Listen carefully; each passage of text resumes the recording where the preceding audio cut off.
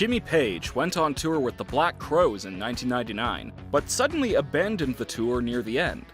He said he was having back problems, but he was lying. The truth is, one of the Black Crowes said something so disrespectful, Page left the tour in disgust. But more on this later.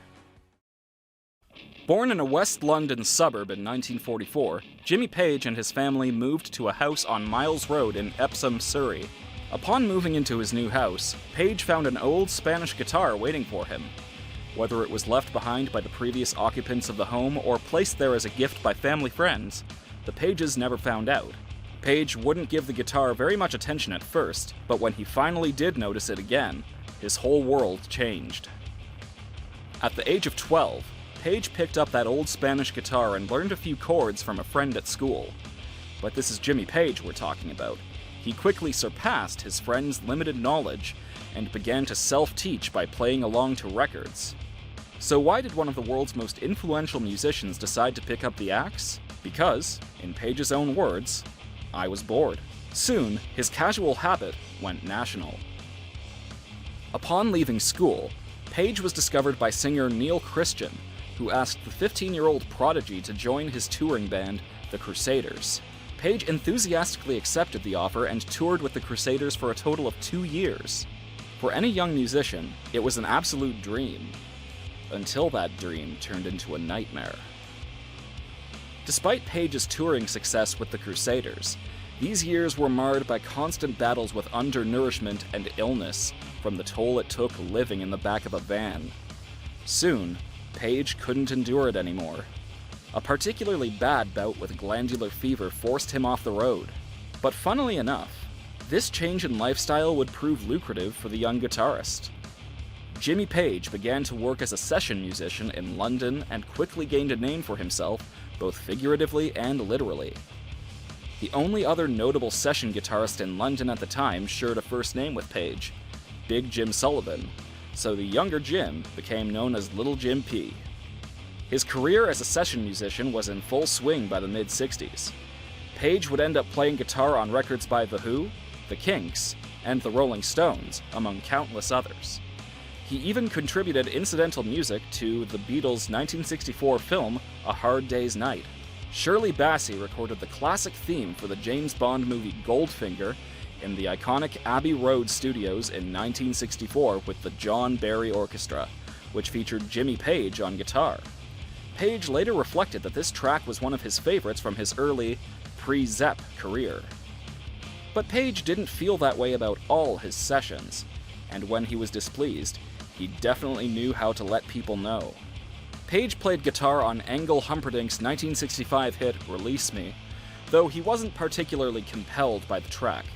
Humperdinck would later acknowledge this, illustrating Page's apparent boredom by claiming that the young guitarist would play pocket chess with Big Jim Sullivan in between takes. If Page was growing a little tired, there was a reason for that. Like touring with the Crusaders, Page started to overwork himself with session work. At one point, he claims, he was doing 3 sessions a day, 5 days a week. No easy task when most tracks require multiple takes of playing the same thing. Such was his presence in the scene that some estimate he played on 50 to 90% of tracks recorded in England between 1963 and 1965. Page finally decided to give up session work after hitting a personal rock bottom. Someone asked him to play on some Muzak. His next move stunned the music industry. In 1966, after being courted by various members of the band for a few years, Page finally started the Yardbirds, a supergroup that had previously featured none other than Eric Clapton on guitar. While Clapton and Page knew one another, they never shared a stage as members of the Yardbirds. But Page's time in the band did overlap with that of Jeff Beck, another guitarist considered among the greatest of all time. It wasn't the only time Page had flirted with a supergroup membership, but something more lasting came from his previous attempt.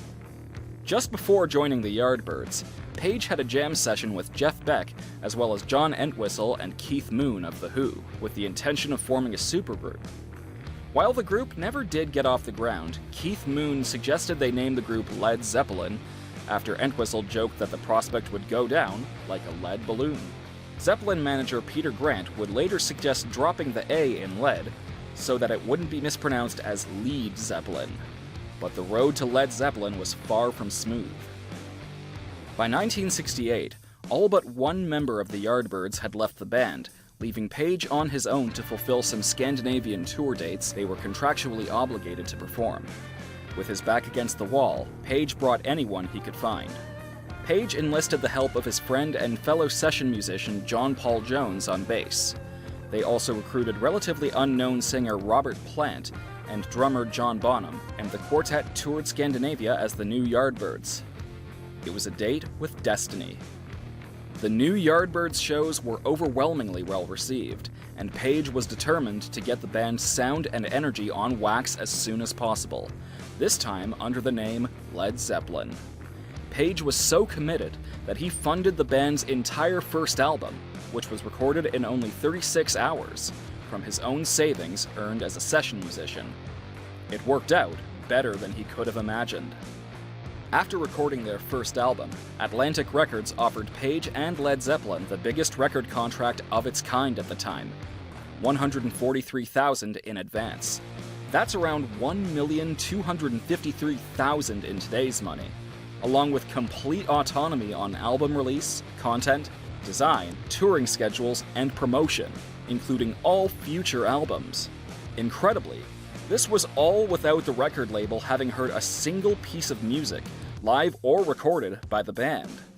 But there was one very scary presence in Zeppelin's corner. Page had managed to enlist the managerial talents of one Peter Grant, who became known as one of the most ruthless managers in rock history. Characterized by his intimidating size and weight, Grant was a former bouncer and wrestler, and was instrumental in improving payment and conditions for all musicians dealing with concert promoters. Grant would also intimidate record store owners who dealt in unauthorized bootlegs, and Page's financial and physical security was largely unthreatened thanks to his tough manager. The perceived coolness of Zeppelin's image inspired many rock bands that followed in their wake to adopt similar styles and looks. The band are said to have laid the foundation for the big hair glam metal look of the 80s, and their tight clothes and flared pants inspired the fashion of artists such as Jack White and Kings of Leon all the way into the 2010s. But their rock and roll lifestyle went far beyond their clothes. Page and his band gained a notorious reputation for their offstage excess while on tour. There are countless stories of groupies, private jets, destruction of property, hotel room trashing, and lifetime bans from specific hotels. One infamous story involving a young groupie and a shark is simply too shockingly explicit to relay here, and has to be read, at your own discretion, to be believed. But through our modern perspective today, this harmless fun sometimes crossed unforgivable lines. In Los Angeles for Led Zeppelin's 1972 US tour, Page began dating 14-year-old Lori Mattix. Mattix, also known as Lori Maddox, or Lori Lightning, was frequenting clubs on the Sunset Strip in Hollywood at the time, and known as a baby groupie. Someone new to the scene and looking to integrate into the rock and roll lifestyle of famous musicians. It was the beginning of some dark trouble. After Page heard about her reputation and saw a picture of her, Mattix claims she was basically kidnapped by the band's tour manager and brought to Page's hotel room. They quickly began a relationship that lasted more than 2 years. While there's no telling what Page's emotional connection was to Mattix, his other behavior around this time makes it only more suspect. Through his dealings with Mattix, Page kept their relationship very under wraps. It was, after all, illegal. He would confine Mattix to his hotel room and only return between shows to spend time with her, essentially treating her as an on-call girlfriend. Mattix was only finished with the unbalanced relationship when she caught Page in bed with another, adult, woman. Afterward, she claimed that for years she thought they were genuinely in love and that she didn't see a problem with the age gap. Nonetheless, she began to reconsider the power dynamics of the relationship in the wake of the Me Too movement, stating she would not wish the situation she found herself in on anyone's daughter. Page had clearly gotten over the frailty that had characterized his previous attempt at touring with Neil Christian and the Crusaders. In Led Zeppelin's first year as a band alone, they played 4 UK tours, 4 US tours, and released 2 full-length albums. Many of their live shows would last up to 4 hours. Chunks of these shows would be taken up by long performances of single songs, and there was one in particular everyone waited for. Dazed and Confused off Zeppelin's first album became known as the band's signature live song for its long, drawn-out, Page guitar solo-filled performances. Shorter versions of the song performed live clocked in at around 20 minutes, and on at least one known occasion at the LA Forum in 1975, the band performed a whopping 43-minute version of the song. On these long versions of Dazed and Confused, Page was known to produce a violin bow on stage and play the strings of his guitar with it, combining the technique with effects pedals to create some unique sounds. On other occasions, including when the band performed their smash hit Stairway to Heaven, Page would play his signature double-necked guitar. He may not have invented any of these techniques, but he certainly popularized and expanded on them in innovative ways. Jimmy Page and Led Zeppelin are credited with inventing heavy metal. While the band have disputed this definition of their music in the past, many metal historians consider their second album to be the starting point for heavy metal, and this sound was largely a product of Page's musicianship and production techniques. Page was very precious about the band's sound and took measures to make sure people knew it. A quick glance at the credits of each Led Zeppelin album will reveal that each one was engineered by a different person. This was by design. Page picked up on many recording techniques during his days as a session musician and was very specific about the sound he wanted for the band. He deliberately chose a different engineer for each album, so that no one engineer would get credit for the band's sound. He wanted everyone to know that the responsibility was all his. On September 24, 1980, Zeppelin's drummer John Bonham was picked up by an assistant who was scheduled to bring him to rehearsals for the band's upcoming tour. Bonham requested they stop for breakfast, where he proceeded to down 4 quadruple vodkas and a ham roll. He continued drinking heavily throughout the rehearsals that day, until the band decided to retire to Page's house nearby. Then, disaster truly struck. When the band woke up the next morning, it was to a horrific piece of news. Bonham was found cold in Page's house after asphyxiating on his own vomit. Shocked, the band canceled their upcoming tour, only to quickly realize that would never be enough. Shortly afterwards, they decided to end the Led Zeppelin project entirely. Page was devastated, and it sent him into a dark place. Following his friend's death, friends and family grew worried about Page's mental being. He kept using after the tragedy and soon began to isolate himself.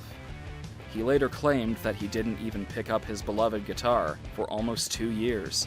When he finally emerged from this sorrow, Page decided it was time to try and get a new musical project off the ground. But Led Zeppelin was once in a lifetime. Page and Plant reunited in 1994 for an acoustic concert as part of MTV's Unplugged series called Unleaded. The performance was well received, and the duo rode the momentum and embarked on a world tour. There was just one problem. John Paul Jones, the remaining member of the band who founded Led Zeppelin with Page, was never even informed the reunion was taking place, but Jones ended up getting a scathing revenge. After watching his band's reunion from the sidelines, John Paul Jones publicly expressed his disappointment and hurt at the snub. He didn't leave it at that either. When Led Zeppelin were inducted into the Rock and Roll Hall of Fame in 1995, Jones remarked upon acceptance of the award, "Thank you, my friends, for finally remembering my phone number." It was as awkward as it sounds. Page joined southern rock band The Black Crowes on tour in 1999, appearing with them on an acclaimed live album. However, Page unexpectedly left the tour with several shows to go, citing back problems. He later revealed the truth to Crowes drummer Neil Gorman. Page had offered to write songs with the Crowes' 2 main songwriters, brothers Chris and Rich Robinson. Rich allegedly blew him off, reportedly stating, "No thanks, we don't need more songs." Page was deeply insulted and left the tour. Gorman, upon hearing the story, told the Crow's manager, "I'm driving to Connecticut, and I'm going to kill Rich in his home." If you enjoyed this video, please hit the like button and subscribe so you can see more.